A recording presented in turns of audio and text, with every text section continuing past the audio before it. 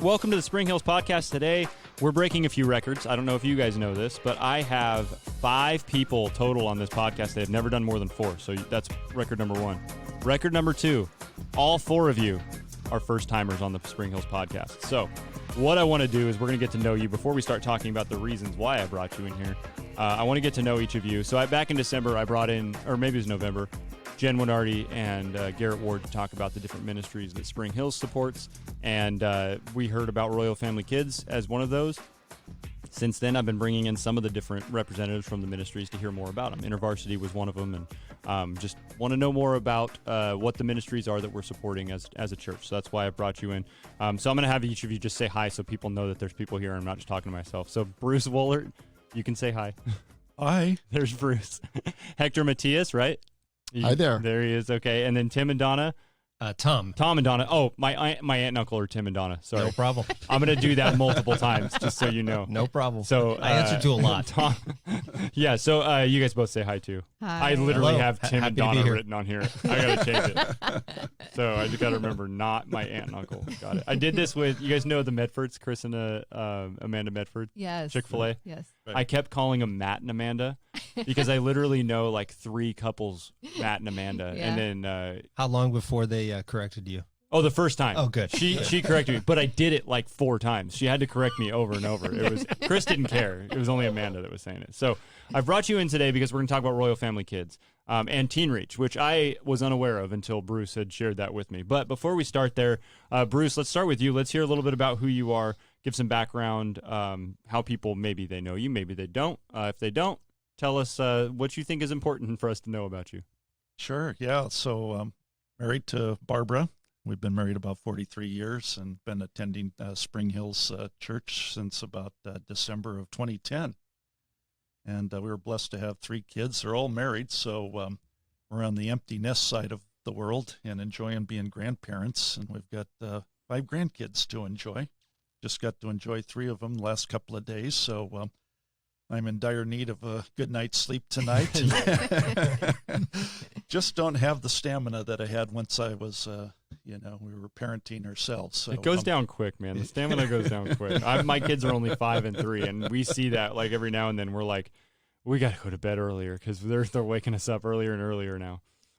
Great. So Bruce, yeah, you also mentioned that you're semi-retired. Is the way you put it. Semi-retired. That's correct. Yeah. So we left corporate life about 5 years ago, and my wife and I have a little travel tour business called Trips for You.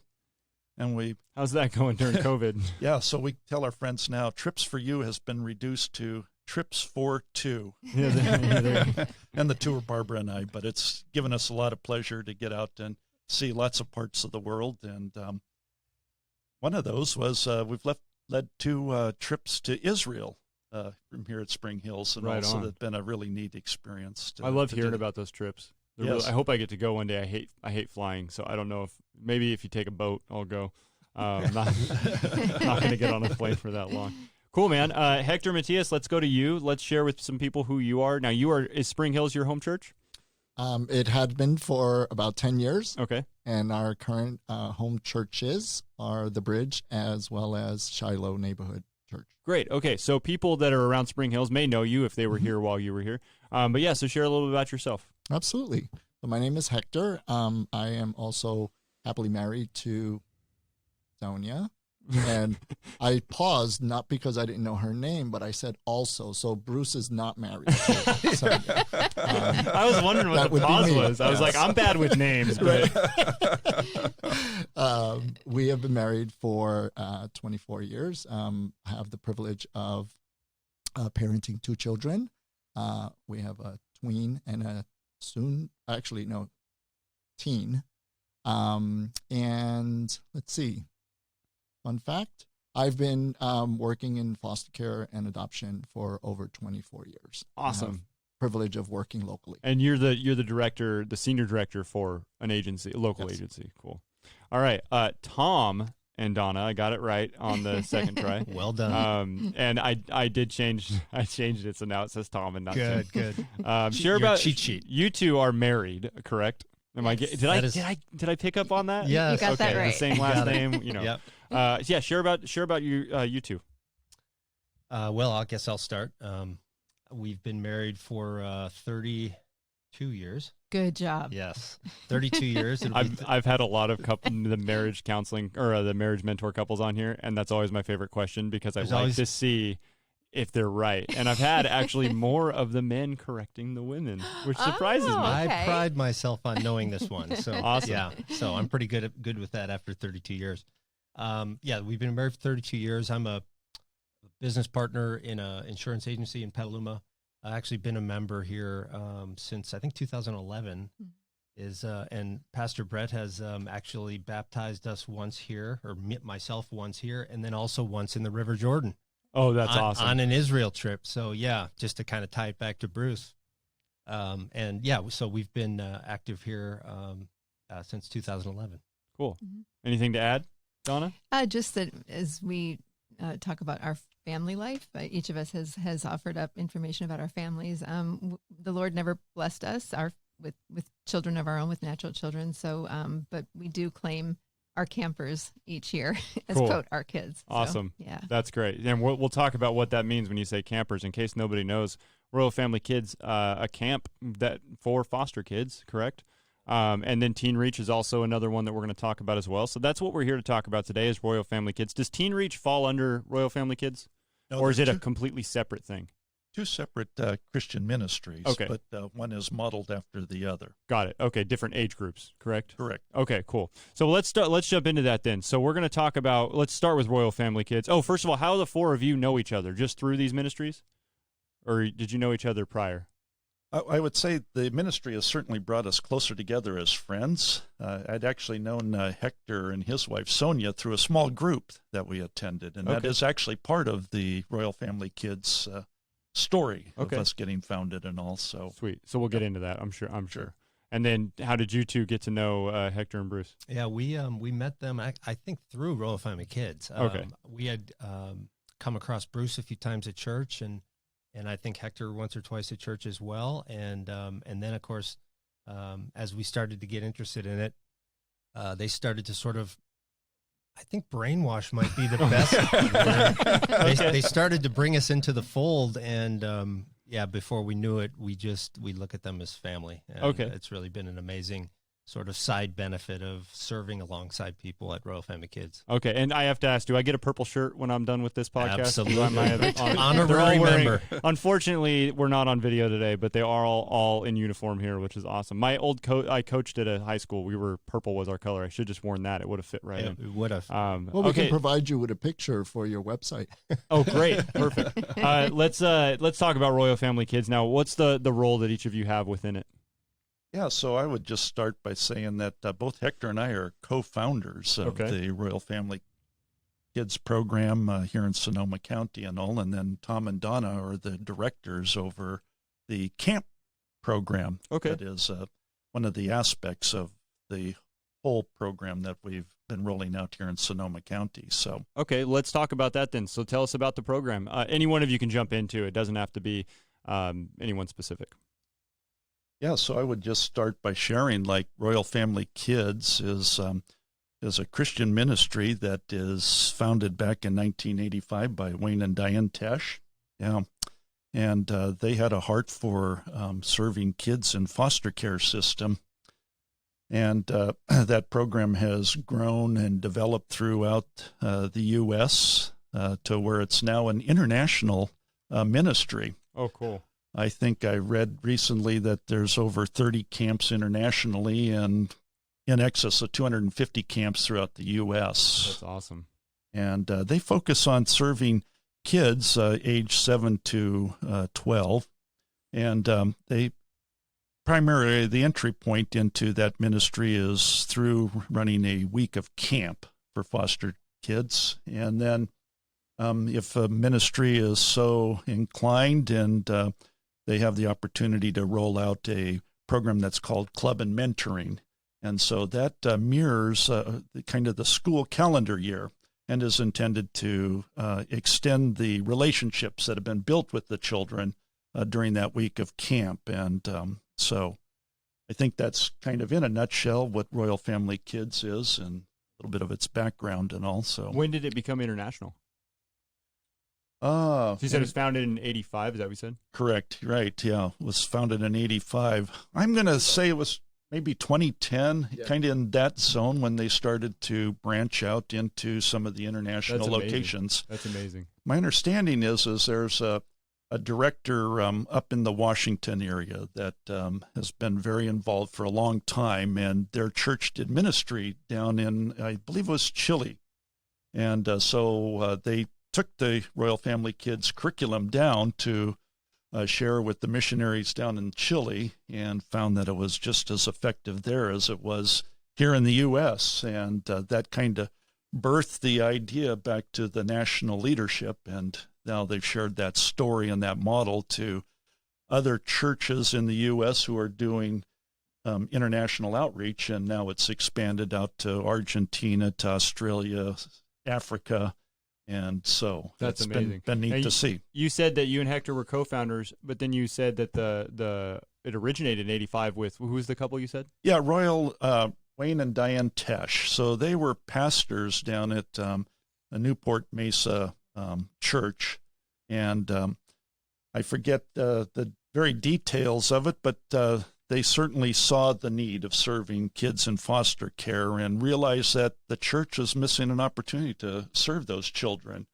And so the pastor challenged Wayne to try to develop a program that would serve just that facet of children. And Okay. so he started, and it took a number of years to kind of catch on, but before long, other churches said, boy, we have that same burden in our hearts, and asked, how do we get this going in our community and all. So. Okay. So Hector, him saying that you guys are the co-founders, you want to tell that story a little bit about how you two got started with it? Sure. I think we would be remiss not to share. It first came to the attention of Bruce, and one of the reasons why I think it's important to share this is oftentimes individuals, maybe some that are listening to this, would wonder, like, how do I get involved, or why would I get involved? And so I think I'm going to pass it to Bruce to share the beginning of the story, because I think that it's really powerful in terms of what God did to link up, if you would, how this unfolded in our area. Okay. Thank you, Hector. Yeah. So prior to doing Trips for You, I was the CFO for a local Christian camp. And we had been doing some ministry in South Africa, serving the orphans out in some of the squatter villages of the Cape Town region. And I had just come back from one of those ministry outreaches, and we had taken a number of people from church. So I say it's kind of like the layman got out of the pew and went to serve. Okay. And I saw how impactful it was on everybody to serve these children and all. And I think it was on the flight home that, just reflecting on this whole experience of being the hands and feet of Jesus in these squatter villages, and how impactful it was on my own heart, as well as the other folks that had gone to serve. And I just sense like, not everybody is fortunate enough to have the means or the time off to go somewhere around the world to serve. Right. But why couldn't we do something very similar locally? Right. And so started to press in as to, like, what would that look like locally? And initially reached out to the local gospel mission, and that wasn't quite the mark that was intending. Wanted it to be more the young kids.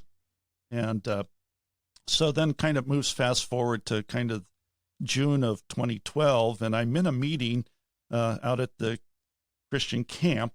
And in the middle of this meeting, one of my marketing guys comes running into the back office, banging on the door, and says, Bruce, you've got to come outside and see this. And so we had experienced several crises out in our parking lot in the prior years. And so I was kind of anticipating, oh, God, here we go again. Another crisis is unfolding in our parking lot. So I quickly jump out of the meeting, go running out of the office and down the main pathway across the bridge, just kind of getting myself calibrated and ready for what crises and how are we going to respond. And like, I'm right on this bridge, and then it's like this picture in front of me, it does not make any sense. It doesn't look like a crisis. Instead, it looks like the parking lot is loaded with people waving signs. There's cheering, they're yelling. There's two big luxury buses pulling into the parking lot. And I'm just almost like dazed, like, what is going on here, you know? And the buses come to a stop, and somebody rolls out this red carpet. And my marketing guy finally catches up with me, and I go, like, Jason, what is going on out here? I'm expecting this emergency crisis. He goes, Bruce, this is the start of Concord's Royal Family Kids Camp. Oh, Jason, what's Royal Family Kids Camp? He goes, well, it's a camp for foster kids, and these folks are coming from Concord and the Brentwood region and all of that. And like in minutes, somebody takes a big microphone and he yells out a child's name, and the child goes walking out on the red carpet, and their counselor comes out of the crowd and gives them a big hug, a warm welcome. Everybody is cheering, and like I just broke down and started crying.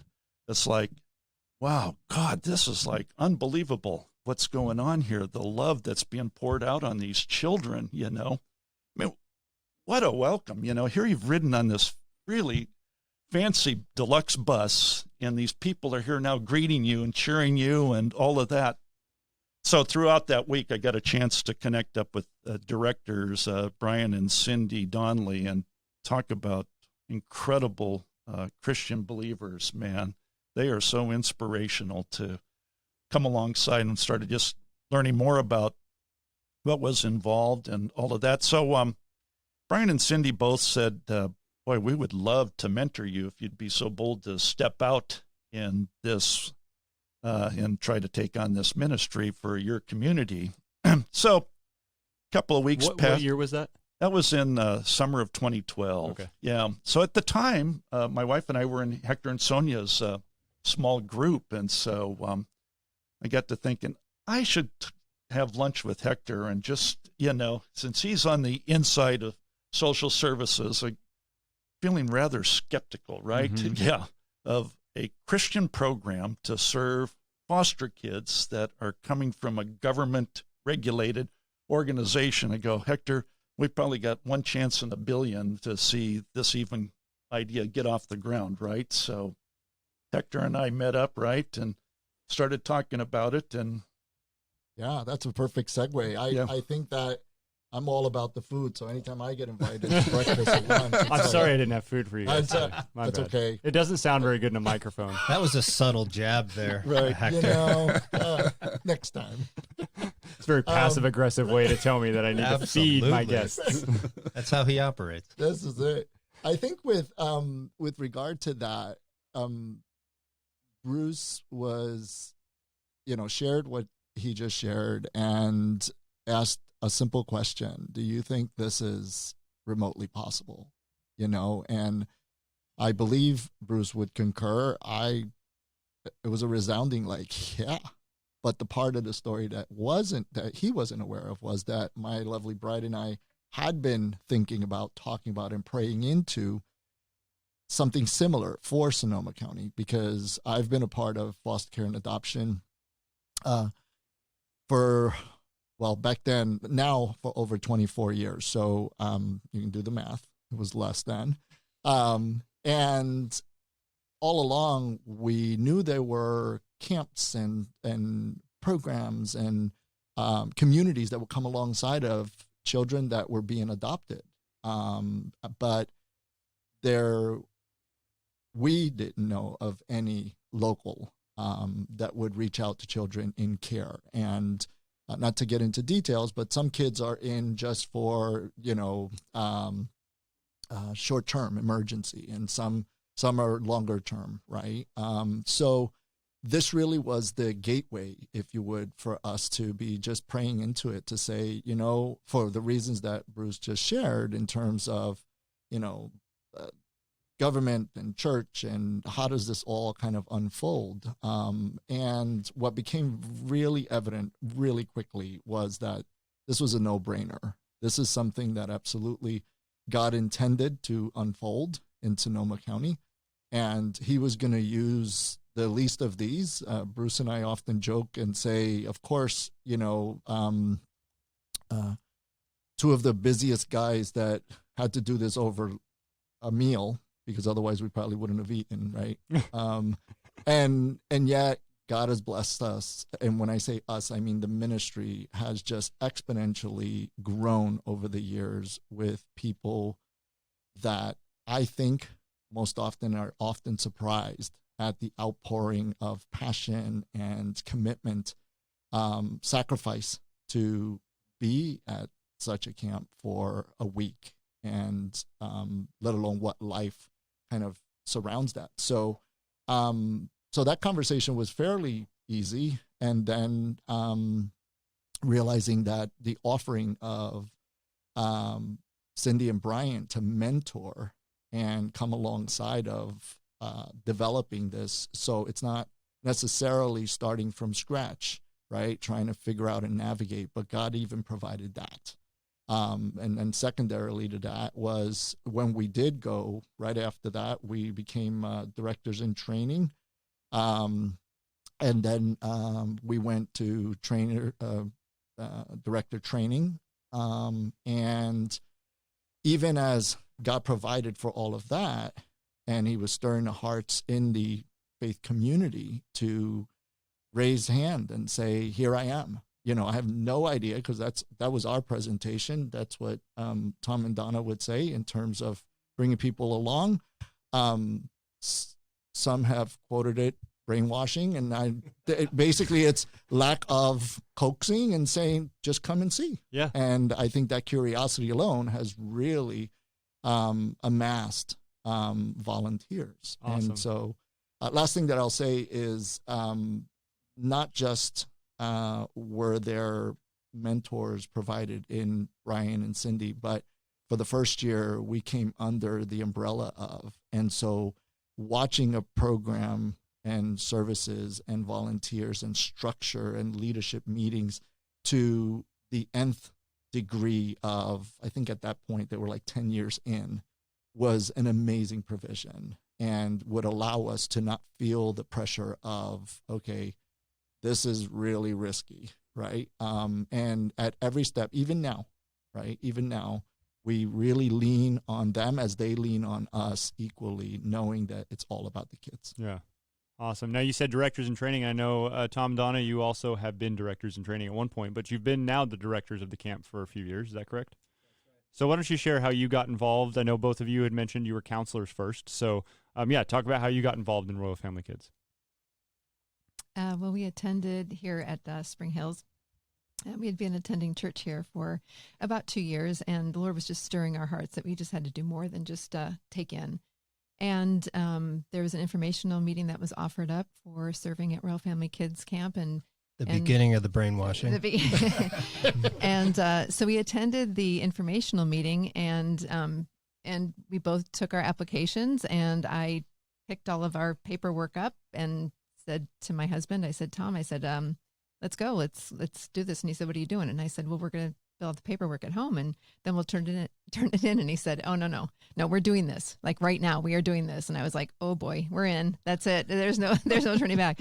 And that was really that was the Lord just really making sure that he sent his message that this was a direction that he really wanted us to go in. Cool. And so you started as counselors. Yes. Yes, we did. Yeah. What does the camp look like? I mean, let's just start at the beginning of the camp. So when the kids get there, what's the camp look like? It's a local camp. It is in a local place in the area. We only serve Sonoma County children. Okay. And so we bring everybody from within the county. The camp is structured such that it's about 5 days long. We essentially assemble a team over the course of about a 6-month period, go through full training and background checks, and start to assign people into roles that will serve camp, go through all of that prep, and then ultimately assemble a camp in preparation to be fully moved to whatever location we're going to. Mm-hmm. So it is a large undertaking. Both Bruce and Hector are probably being maybe somewhat humble in a sense as to the size and scope of what God has done with this is incredible. Not last year because of COVID, but the year before our last camp, which was 2019, we had approximately 110 grown-ups, adult volunteers, that went through a full, essentially 16 hours of training in preparation and countless hours outside of the formal training to serve about 65 children. And those 110 people devoted, I think we tabulated, we do a compliance report every year at the end of the camp for national. And I think we tabulated over 14,000 hours Wow. of dedicated, donated, volunteered service to these kids. That's amazing. Just to get that thing going and up and running, and then So you said completed. 65 campers. What are the numbers like in Sonoma County? How many are in foster care? And obviously you're talking about Royal Family Kids being from, I think you said 7 to 12, the age group. Yes, essentially, yes. So what's the overall, like how big is the system here? So you're probably looking at, and again, there's ebb and flow. Sure. You're probably looking at about 500 kids. Wow. All in Yeah. Sonoma County. And then how much in the age ranges Yeah. that we serve? If I think back just even the last few years, you're looking anywhere from probably 100 to 150. Okay. So so if you've got 65 kids there, how is it decided the kids that get to go?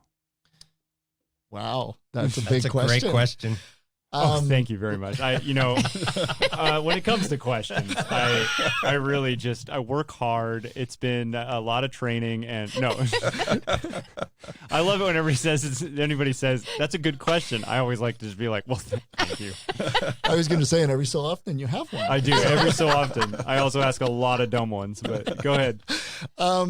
It's a process, and just like everything in my training in social services, you often would get the response, it's a case by case. And That's like my questions. It's a case by case. It's a case by case. There's a huge process that integrates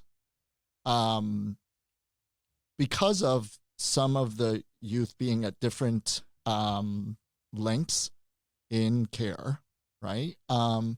There's an initial conversation with the county, and we over the years have developed a really good relationship. And so there are certain contacts that we have for different reasons. There's a nursing contact. There's I'll call it an intake contact. And we start having those conversations as early as, I often tell the kids or the adults, right after St. Valentine's Day, you'll see a lot of purple. We start wearing purple, and that's kind of the flag being raised, if you would. RFK is coming.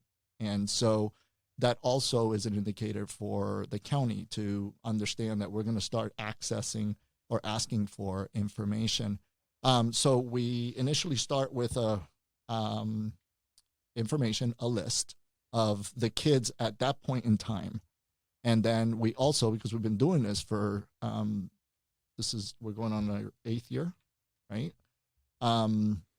Then we also are considering returns, right? And so that process really looks like which of the kids that are returning, which of the kids are in foster care, and the access point is the third, piece, because you're planning 3 months, if you would, prior, or 4 months prior to camp. And as it is, the system and the process by which the children are in the care system moves pretty quickly. So you can start with a list that maybe a third have been reunified, right? Either with a birth family or with birth parent or with an extended relative, or they've left the area because that was their next step, if you would.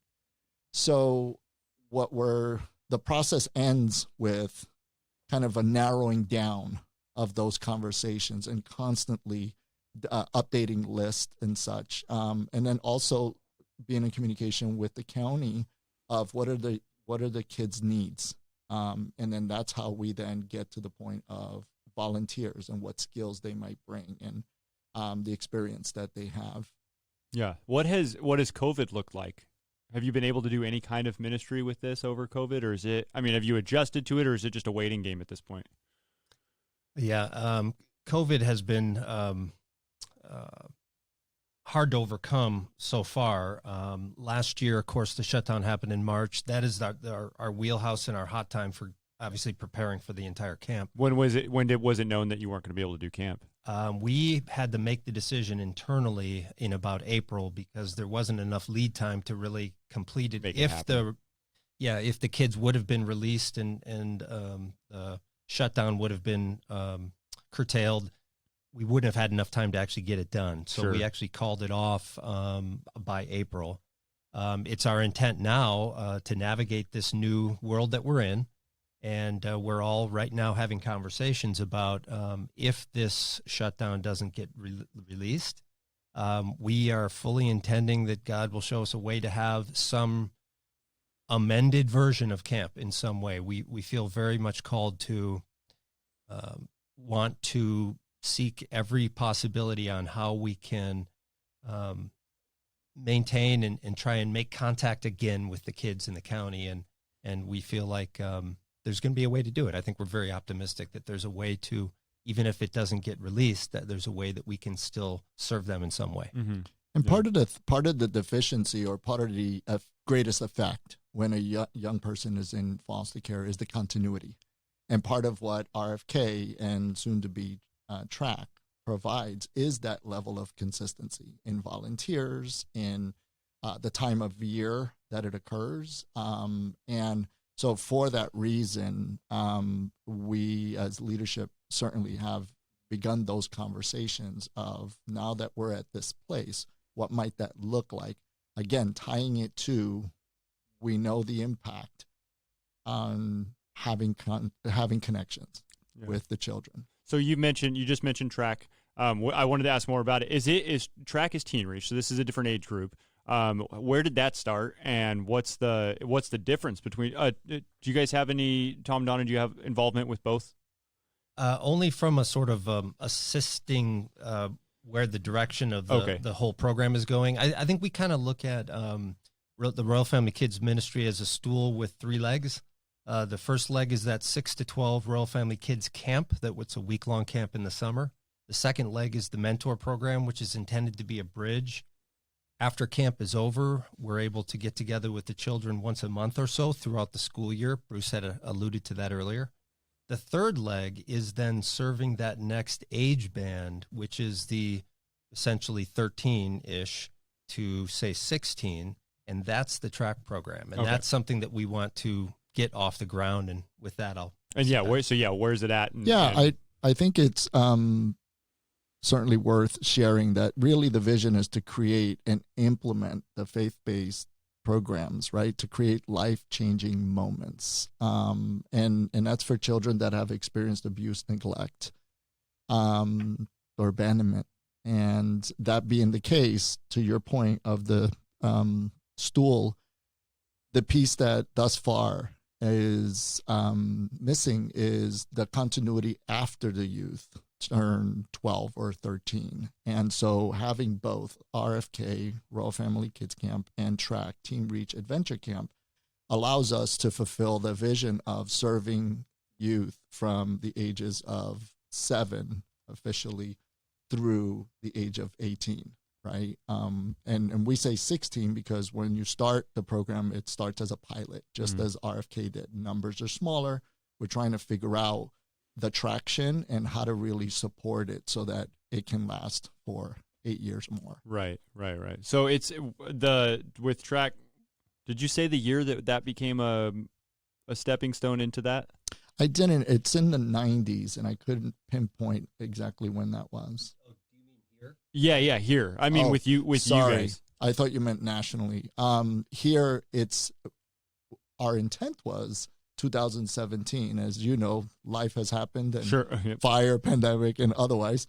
That being the case, our goal was to launch it last year, 2020, if you would. And so here we are. Our goal, again, revised 2021. Okay, cool. Great. There's some of my questions might be a little bit random too, just because there's some questions I have about statistics as well. Now we've got friends that are, what do you call them? Respite families? What do you? So, resource families, formerly foster parents, and Sonia and I are as well. So feel free to shoot questions. Yeah. I'll try my very best to answer them.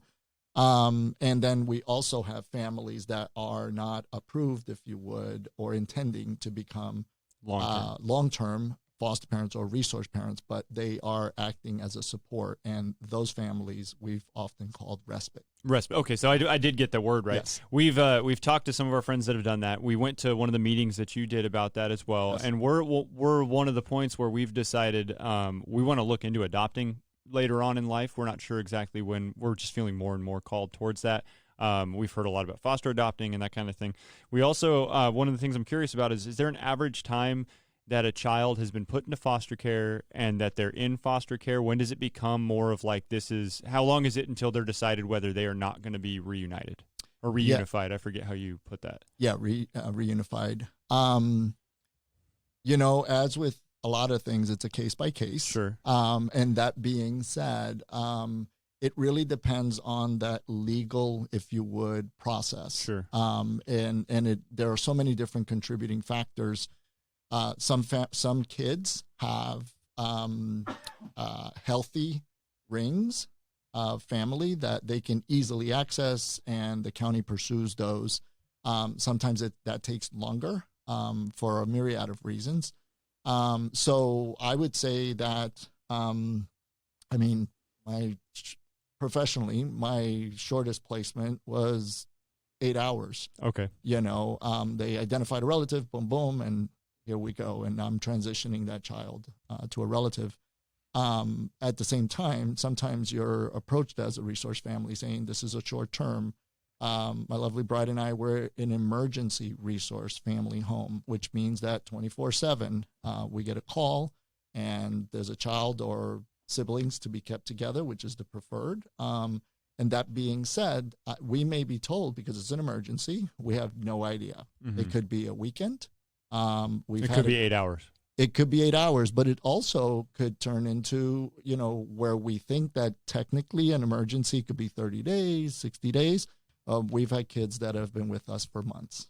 And again, the idea, no different than in our home, our commitment, if you would, is a child that enters our home or children that enter our home are there until they can healthily transition to their next place. I want to go back to the camp again also and ask, because one of the things is you're able to share the gospel with these kids. And I think knowing that kids are going to Christian homes or even for an emergency placement for 8 hours being with a Christian home, to me, I just go, well, that's amazing that they're able to do that. Now, I know with the camp being able to share the gospel, is it, well, let's just talk about that. What are there any restrictions on that, or are you able to just share what you want to share because you are working within government guidelines, right? So how does that work? Anyone? Yeah, go for it. We have very clear guidelines that the national program has established. Those were originally established because they consistently coincide and comply with honoring the wishes and the regulations that the Child Protective Services would have for us. We make no bones and no excuses. We are absolutely faith-based. We focus our efforts throughout the course of the week on really modeling the love of Jesus Christ to these kids. We do not get involved in any sort of what you might call rituals like baptism or anything like that. Far from it. However, we are constantly talking about the fact that Jesus loves them, that he has a plan for them, that he's never forsaken them. He's always been with them. And that message is universal throughout everything we do, from activities to we have Bible story skits that we enact. Everything we do is really themed around that. But we are very, very careful to never overstep our bounds. And really, these kids see the love of Jesus. We're called to be the hands and feet, and that modeling, I think, is the strongest message that comes through. Okay, and you've talked a little bit about the privacy and stuff too. Just like not being able to say the location of the camp. How you've got? I think you said 110 volunteers at the camp. How are you making sure that no one's sharing information that they can't be sharing? How do you keep that? I mean, obviously you want to keep these kids safe, right? So with this many kids, this many people involved, that's got to be a huge hurdle to go over. So what are some of the ways that you make sure that these kids are staying safe? Well, during our training, we are very candid. It's a very raw training. And And so to be invited to come to that training, we search your heart, we interview you. There are a lot of, God speaks very good, very clearly to us about building our team. We do background checks. We do. Was that fingerprinting? Was that the motion you were making? I was looking over there. I was like, why are you rubbing your thumbs together? I got it. Yeah. I got it. So, and so then when we have our training, it's pretty raw. We leave no stone unturned. We give worst case scenarios in what a day could look like at camp, and people with their hearts in this ministry know that our overarching message is to be the hands and feet of Christ to them and to love them through everything, including being able to hold close any information that where the camp is. We don't share where we live or what our last names are. Those things aren't important. And the volunteers, it's impressed upon them to hold in confidence things like the location of the camp, beyond camp, to hold the confidentiality. We don't have any contact with the children beyond camp. We're the directors of the camp, and we don't even know the children's last names. And people say, "Oh my goodness, what do you know about them?" And I just said that that Christ put them at our camp for us that God loves them. That God loves them, and that's the important thing. The other stuff is it's just not important. Right. The Lord brings them to camp, and then we love them for a week of camp, and then we trust that the Lord is going to use other avenues as well, and other ways to reach them. So. But our volunteers are solid. They are solid people. We're humbled by the relationships that we've been able to develop. And do through volunteers for the camps all come from within churches that you're partnering with? Yes. So you go through, like Spring Hills, for example, you've got people within Spring Hills that are volunteering. How do you get involved in that? Obviously, we're, again, COVID, there's a lot of unknown questions, but when do you start looking for all volunteers, and how do people, if they want to know more and get involved? Yeah, historically, our efforts have started in January. What we have right now is currently 6 local churches that all sort of partner with us. Mm-hmm. Spring Hills is one of the founding churches and has been instrumental throughout our entire history. But we've been very fortunate. So many leaders in the community, our senior pastors and staff of these other churches have just come alongside us and just embraced it. We roll out informational meetings at each of the churches. Ultimately, those result in question and answer and application processes. Ultimately, that turns into interviewing of every single applicant. That then turns into background checking, and then ultimately 16 plus hours of training. And so it's an extensive process, but it's almost like you can't be too extensive with the subject matter, right? I mean, you want to make sure that you've got the right people. Yeah, you cannot. We have people that have served every camp, and that's 7 so far in our county. And those people that have served at every camp, amongst the 110 last year, every one of them goes through that same 16 hours of training every single year. So the commitment that these Christ-loving servants show is amazing, nothing short of amazing. And they are so committed and so wanting to love on these children, that to a person, they absolutely honor all of the restrictions we put on them relative to confidentiality and what have you. And all they want to do is just take care of the kids and just love on the kids. So you've mentioned also that there's no contact with the kids beyond the camp. But this is another reason why it's so great when kids are placed into Christian homes, right? Because that's now they get to go to church. So there's you can't invite the kids to a church. You can't, the counselors aren't allowed to have any sort of like relationship with them outside of the camp.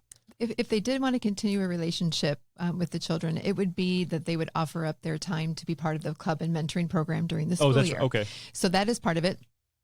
We have many volunteers as well who have considered and then acted upon the call in their heart to be foster parents or come alongside foster families and serve the kids that way. In addition to that, what we have said in the past, if a volunteer says, well, I really have to see these kids again, and we say you can freely share where you go to church. you can say, I go to Spring Hills, or I go to the Bridge, I go to Shiloh, I go to Refuge, I go to Hessel. You are free to share that. And, perhaps that is, the next time you'll see that child is when they're bringing their foster family to church. Yeah. Yeah. And by the way, just to partner with that a little bit, that thought, we have seen some beautiful things happen where precious young children that have been exposed to Jesus through camp wind up bringing their parents. That's amazing. And I can think of one in particular. Yep. My camper. Yep. That is just absolutely the most amazing thing to see these children lead people in their family, in their life, to Jesus as a result of Royal Family Kids. It's just, you wouldn't expect it, but it somehow, I guess it isn't unexpected. Well, let's talk about this. Since you brought that up, let's talk about some of the stories that you have from your experiences between the four of you. Whatever you can share about great experience you had, that's obviously one of them. So, share what highlights you have from some of these camps and the organization as a whole.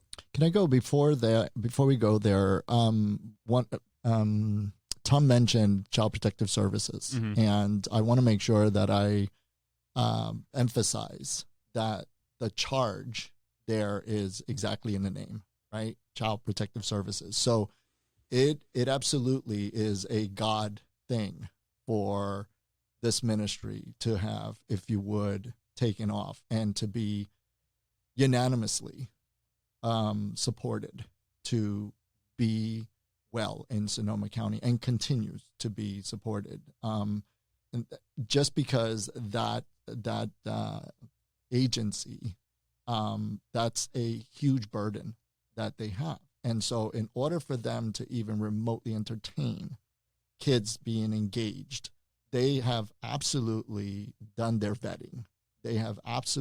We've been pretty open book.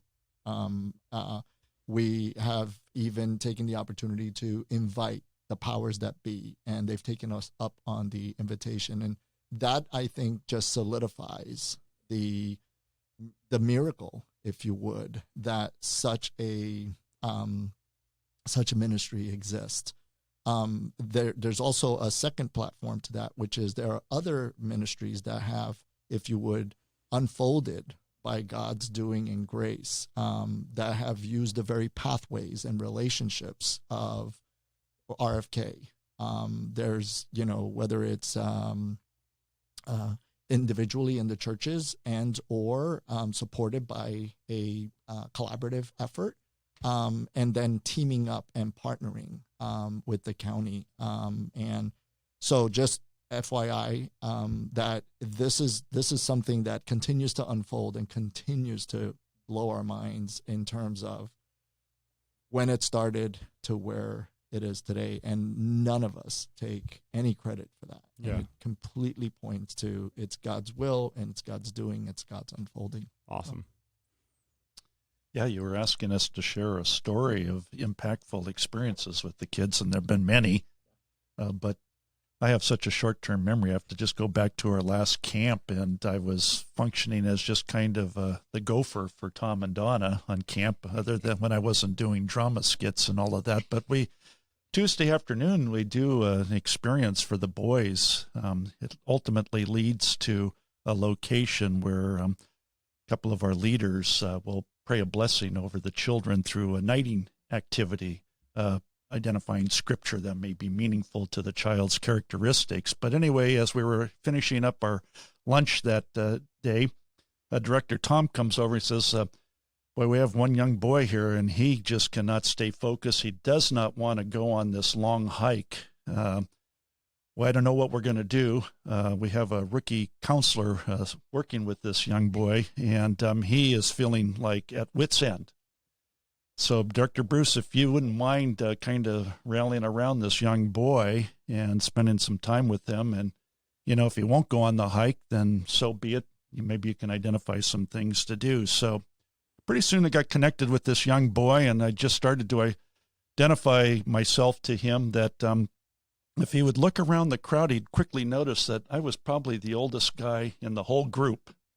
And I was going to be desperate to go on such a crazy hike. I just couldn't imagine doing it. But one of my life's dreams was to see the oldest redwood tree on this facility. And that's where we were going to be walking to. And pretty soon he just got like super zoned in focus on, Bruce, I am going to help you get to see. And so the whole hike, I mean, it was a long, steep, lengthy hike and all of that. And, I had to fake like I was, struggling. I was needing He did water. that really well. I was going to say, Well, anyway, we got all the way up to the platform, and this boy puts his arm around me, and he goes, Bruce, look in front of you. Isn't that incredible? Man, this has been like a dream fulfilled. And he goes, for me too, this has been the greatest day of my life to help you see your dream come true. And then we just talked about, where did that come from? Who made that tree, do you think? And he was telling me, only God can make these trees. And isn't this, I mean, he just rambled on and on and on about the beauty of the forest, the creek. He had seen some deer, so just... We call it the cathedral of the outdoors, right? Yeah. Being Awesome. And so, very, very memorable. That's deep in my heart. One of our mottos for Rofheim Kids nationally is making moments matter. And that's absolutely one example of one portion of one of the days with one of the kids. And that happens all day long, every day. And it at impacts different that moments. kid's life. It's really cool how much one little moment can really impact a kid's life. Yeah, we often tell our volunteers during training that,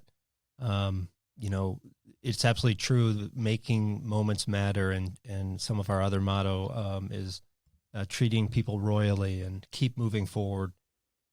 It's really true that it occurs all the time. And yet, as a volunteer, we're taught, don't expect to see this golden, wonderful moment, because that's not why we're doing this. We know that Jesus has this in control. It may not happen in front of us, and that's okay. Often we are blessed by these things happening and being able to see them, but none of the people that volunteer are really expecting that, and the blessings that come from it are amazing. I had a very tiny, too mature young girl. Too mature, what I mean by that is that she was awfully serious for her age, and the first couple of days she was getting acclimated to the camp and beginning to get involved, and I could see that she was having a little bit more fun. And by about Thursday, she had come up to me in the lunchroom. We all have lunch together, and she took me aside and pulled me down, and I got down on one knee, and she said, it looks like, are you the owner of this camp? And I said, no, far from it. I'm just one of the people that just helping to sort of organize it. And she kind of thought, looked down, and she said, well, okay, it seems like you're kind of in charge. So I just thought I'd let you know now. This 1 week camp is great, but I think next year it needs to be 2 weeks. So gotta give us a little more time here, man. Right. So, and she was. So, Mr. Owner Man, get your act together. She was serious as a heart attack. So, so it's those kind of moments you start to see these kids just grow into becoming kids again, and feeling safe and feeling taken care of and feeling loved. Well, I can't imagine the trauma that these kids are going through when they're just getting, a lot of them are getting just tossed around home to home, and they don't know. The question of what home am I going to go back to tomorrow or whatever it is, and not feeling safe or whatever, it's got to just be, hugely traumatic. I know a few people that are now, my age, friends of mine that grew up in the foster system, were adopted, or some of them weren't. And hearing some of their stories is pretty amazing. Just for myself, I was very fortunate that I grew up with my family staying together and a very typical childhood, and I took that for granted, not knowing that this world existed. So, any other stories before we wrap up here? One of the things that you had alluded to, I thought you would go down that path, was sometimes we have kids that are not interested in coming to camp, and it isn't until the second day, if you would, that they start to kind of realize, oh, okay, this is where I am starting to think I need to be. And to your point of kids having or not having, We often hear kids saying how surprising that they have 3 meals and snacks and consistently, and they are seeing the same people. The adults are consistent from one day to the next, right? And for me, my, if you would, story is I have the opportunity throughout the year to connect with kids in my field. And I also have the privilege of watching that growth. And it always surprises me when their acknowledgement is often tied to either a great memory, even if it was years ago, tied to RFK, and or the fact that they recognize that you were a part of them being at camp. Yeah. Awesome. Anything else you want to share? I'll say this. I know that with the unknown of what you guys are going to be doing with the camps and stuff, I'm not sure when you're going to be able to make it happen. Hopefully, we'll pray for you guys that you can make it happen this year. But I do want to ask that question: how can we as a church be praying for Royal Family Kids, Teen Reach, all the stuff involved in it? Yeah, definitely. We so value the prayer because we need God's wisdom and guidance on how to respond to the COVID scenarios that are in front of us, and for clarity and unity, and just the direction so that we can roll both of these programs out this summer and make it meaningful. It's one thing for us to reach out into the church community and ask for people to volunteer and come and be part of this ministry. It's another thing for the county to feel comfortable enough and that the world is safe enough for them to release the children. So we need God's hand to move in both of those realms and all. So might have other things to add. No, I think that's great. The only thing I was thinking about was certainly that there would be that God's safety shield would be in our communities. Not having contact, whether it's through the mentor program and or even the week of camp, really allows for a huge gap, a gaping hole. And knowing that he is able, and camp is just one of those contacts. And then again, prayer for favor, that as the time ticks and the dates we would consider camp, the pathway would just be paved before us for favor. It's okay, let's get to getting this done.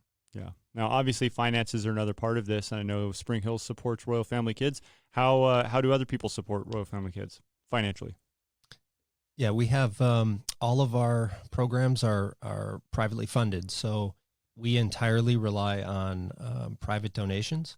They come through our partner churches as well as directly from individuals that have, maybe served before or heard about us through their church or what have you.